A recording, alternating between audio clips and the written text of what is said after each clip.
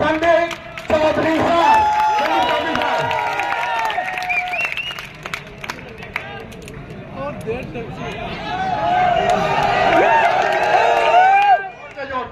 I love you, I love you, I love you, I love you, RWA, RWA।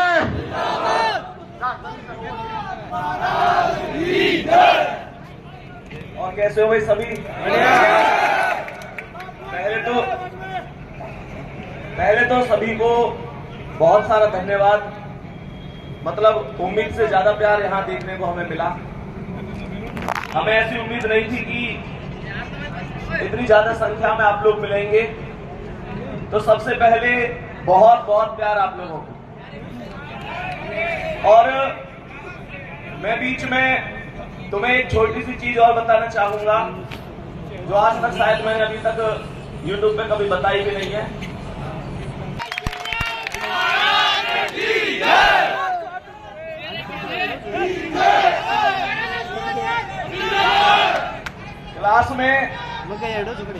Class में जब मैं पढ़ाता हूं तो बालक कमेंट भी करें कि सर आप राजस्थान से हो क्या?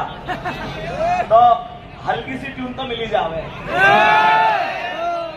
तो बाकी जैसे धर्मेंद्र सर ने कहा था कि भाई पड़ोसी वगैरह पे ज्यादा ध्यान नहीं देना, ये सारी चीजें, तो उनसे तो बस एक बात कह दो, कि जो ढूंढ लेते हैं मुश्किलों में भी साहिल को, जो ढूंढ लेते हैं मुश्किलों में भी साहिल को, वो कभी सिरफिरी लहरों में खो नहीं सकते। और पड़ोसी तेरा वजूद है क्या, हमें तो सातों समुंदर भी डुबो नहीं सकते। सबसे पहले तो जो चीज आपके अंदर है वो सबसे बड़ी चीज है आत्मविश्वास। जब आपके अंदर आत्मविश्वास है तो दुनिया की कोई ताकत तुम्हें हरा नहीं सकती। रही बात एक दूसरे को गिराने की, तो भाई कोई भी माता पिता या कोई भी पड़ोसी ये नहीं चाहेंगे कि तुम उनकी औलाद से आगे चले जाओ। यहां पर चीजें छीनी जाती हैं, अपने अधिकार मांगे नहीं, छीन लिए जाते हैं। और दूसरी चीज, ये कंपटीशन का क्षेत्र है। मैं अगर आप लोगों से कहूं कि भाई आप लोग अगर मान के चलो 10वीं 12वीं के स्टूडेंट होते, जैसे बहुत सारे बच्चे पूछते हैं सर मेरे इतने नंबर है क्या सिलेक्शन हो जाएगा? अगर आप 10वीं 12वीं के स्टूडेंट होते तो हम आपसे कहते कि हाँ, अगर आपके 33% है तो आपका सिलेक्शन हो जाएगा। मेरे भाई यहाँ कड़वी सच्चाई ये है कि यहाँ आपका सिलेक्शन 40 पे भी हो जाएगा अगर दुनिया के 40 से कम है तो, और यहाँ पर आपका सिलेक्शन 99 पर भी नहीं होगा अगर दुनिया के 100 है तो। डिपेंड करता है कि जिस कंपटीशन में आपने फॉर्म भरा, आपने एग्जाम दिया, आपके साथी विद्यार्थियों ने उसमें कितना स्कोर किया है। मैं बस आपसे एक बात कहूंगा, जब मौका मिला है तो निश्चित रूप से मौका खाली नहीं जाना चाहिए। प्यारे बच्चे, किसी ने कहा है माता न जनेगी रोज तुम्हें, माता न जनेगी रोज तुम्हें, ये दिन भी रोज नहीं होगा, तलवार उठेगी रोज नहीं, ये रण भी रोज नहीं होगा। मिलती न जवानी भिक्षा से, तलवार मिली कब मांगे से, प्राणों को त्राण मिला न कभी, यूं पीठ दिखाकर भागे से। बिन मांगे मोती मिलते हैं, मांगे से भीख नहीं मिलती, मरने को दुनिया मरती है पर रण की मौत नहीं मिलती। मैं तुम लोगों से बस एक चीज कहूंगा, तुम किसी के लिए पढ़ो मत पढ़ो। मेरे दोस्त, एक चीज और मैंने एक बार देखी, अभी की बातें लगभग मुझे लगता है कि 1 महीना हुआ होगा, एक स्टूडेंट की मम्मी का फोन आया था मेरे पास। मैं तुम्हें ये चीज भी कह के जाऊंगा, पता नहीं कहनी चाहिए या नहीं कहनी चाहिए। एक स्टूडेंट की माता का फोन आया, वो परिचित थी, उनका बच्चा पढ़ा था, तो उनका फोन आया, वो बोली कि बेटा हमारे बच्चे को बस एक बात समझा दो कि वो हम जैसे कभी उसको डांटते हैं ना, तो वो कभी तो घर छोड़ के जाने की धमकी देता है, कभी मरने की धमकी देता है, कभी ये सारी चीजें। एक चीज सोच के देखो क्या गुजरती होगी उन माता पिता के ऊपर। मैं तुम्हें यहां पर एक छोटी सी कहानी बताता हूं। एक पिता और उनका बच्चा घर की छत पर एक पतंग उड़ा रहे थे। तो जब वो पतंग उड़ा रहे थे तो बच्चे ने पतंग उड़ाते देख अपने पिता से कहा कि पिताजी, अगर हम इस जो ये रील है, जो धागा होता है ना उसका, कि अगर हम इस धागे को पूरी तरीके से खोल दें तो निश्चित रूप से ये पतंग और भी ऊंचा उड़ सकती है। तो पिताजी ने कहा, बेटा बस इतनी सी बात। तो पिताजी ने रील जो धागा था वो पूरा खोल दिया। निश्चित रूप से पतंग बहुत ऊंची उड़ी, लेकिन वो कुछ क्षणिक समय के लिए और फिर वो नीचे आके गिर गई। मैं तुमको एक बात बताना चाहूंगा, इससे हमें एक शिक्षा जरूर लेनी चाहिए कि ये जो हमारे घर के अनुशासन है, गुरुओं की फटकार है, माता पिता का डर है, ये कहीं ना कहीं हमको गलत रास्ते पर जाने से हमेशा रोकता है। हमें उनकी भावनाओं को समझना चाहिए। ये नहीं है कि तुम उनको धौंस देने लग जाओ। इस चीज को समझो। कोई माता पिता ये चाहता है कि तुम जिंदगी में कामयाब ना हो?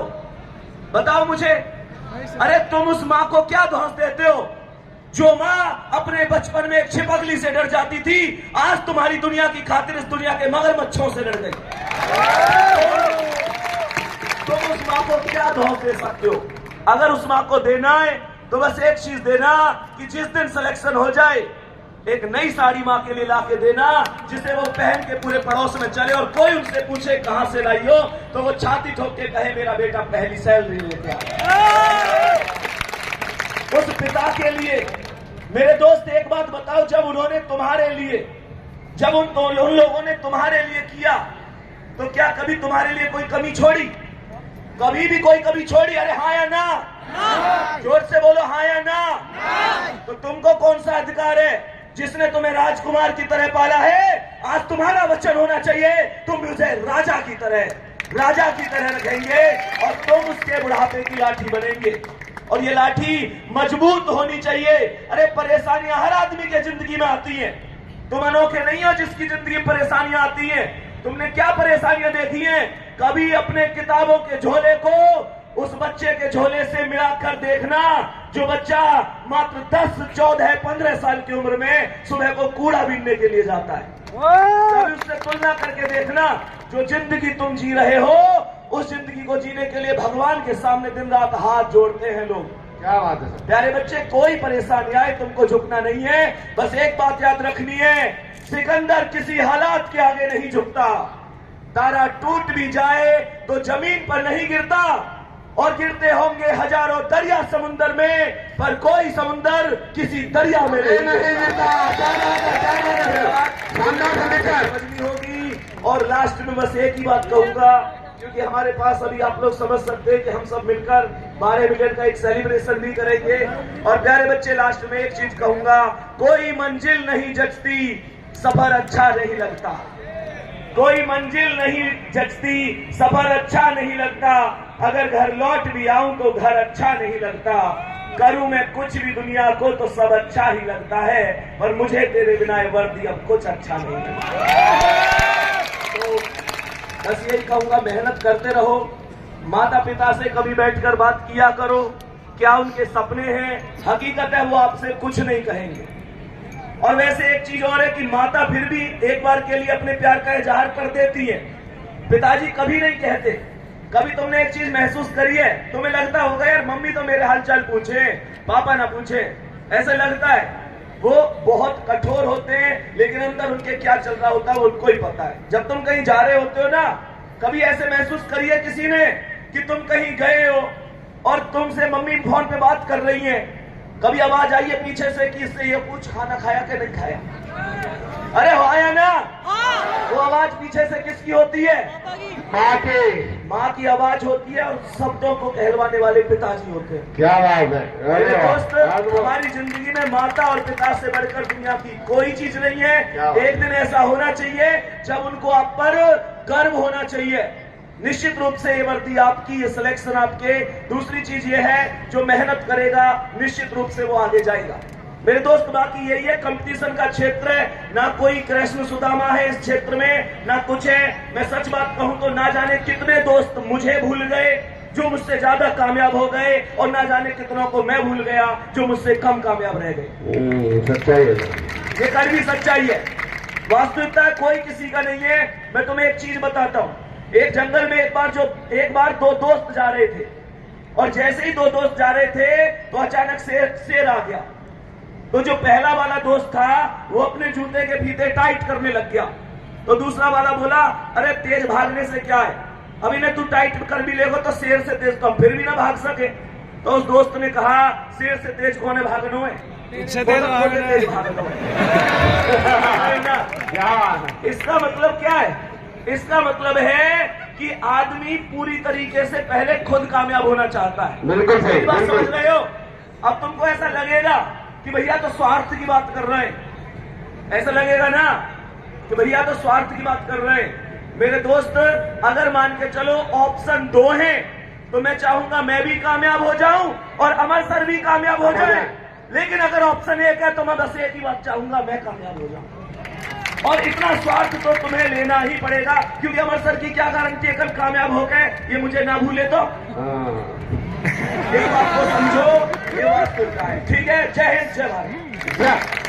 संदीप है